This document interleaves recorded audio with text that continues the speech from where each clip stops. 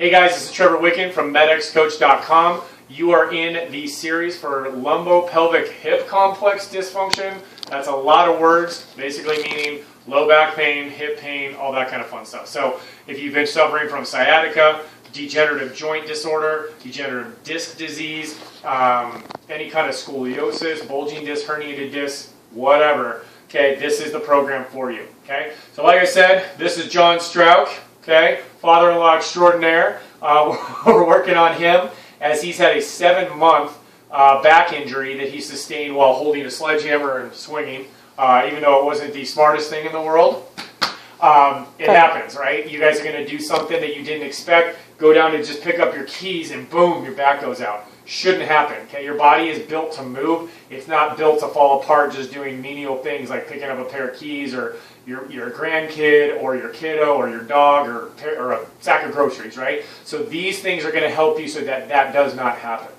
So we've done 2 videos before this. One of them was on releasing the overactive and shortened muscles. Some of them are a little bit lengthened, but whatever. Second one was on lengthening those short muscles or adding more flexibility into the system to get these hips moving better, get less tension in the front of the hips, called your hip flexors, and get more activation from the nervous system back here in those back muscles, your big glute muscles that should be pushing you forward and helping you stand up. So this series that we're doing now is activation series, okay? Because it's super important that once we get the muscles released, we get them lengthened, and then we go through and we activate them because they're all set up and ready to rock and roll, okay?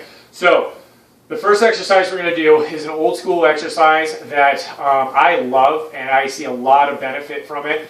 People have been doing it for a long time. There's a lot of debate over there whether it works or not. I'm telling you from 15 years of experience, it works. And the people that it works on have very bad backs. I do it myself before I do a lot of core activity, so it's a good stuff, okay? And it's called a posterior pelvic tilt. So once we get all these muscles loosened up, which are an anterior pelvic tilt, we're going to get these muscles now functioning to go posterior because that'll align your pelvis the way that it needs to be.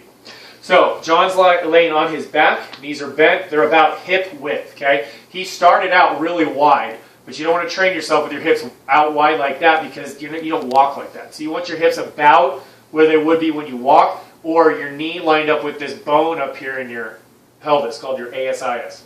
So what he's going to do here, relaxing his shoulders, his neck is tight because he has a little bit of forward head. So if you feel like your head is tipping back, you can grab a rolled up towel or a foam roller and just go ahead and put that right underneath their neck. You more comfy?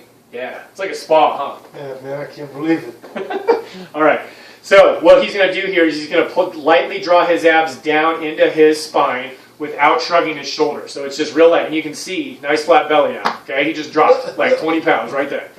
So he's going to pull down like this, and then what he's going to do is I'm going to just tuck his shirt up like this, is he's going to just tip his pelvis back. So that's called a posterior tilt. So you can think about it like tucking your tail. You can think about it like flattening the small of your back here. But he's going to come back and hold that for about 5 seconds. Then he's going to return back, pause, and then he's going to come back, hold, about 5 seconds, come back to neutral. What he doesn't want to do, and go ahead and do this gently, is roll all the way forward into anterior tilt. So if you feel an arch in your back, that's no bueno, okay? So you want to start with a flattened back and then rotate back. So abs in, rotate back this way, hold it, 5, 4, 3, 2, come back, and you really want to focus on using these muscles right here, okay? So that's called a posterior pelvic tilt. We got the next 2 coming up in the next 2 videos. Thank you.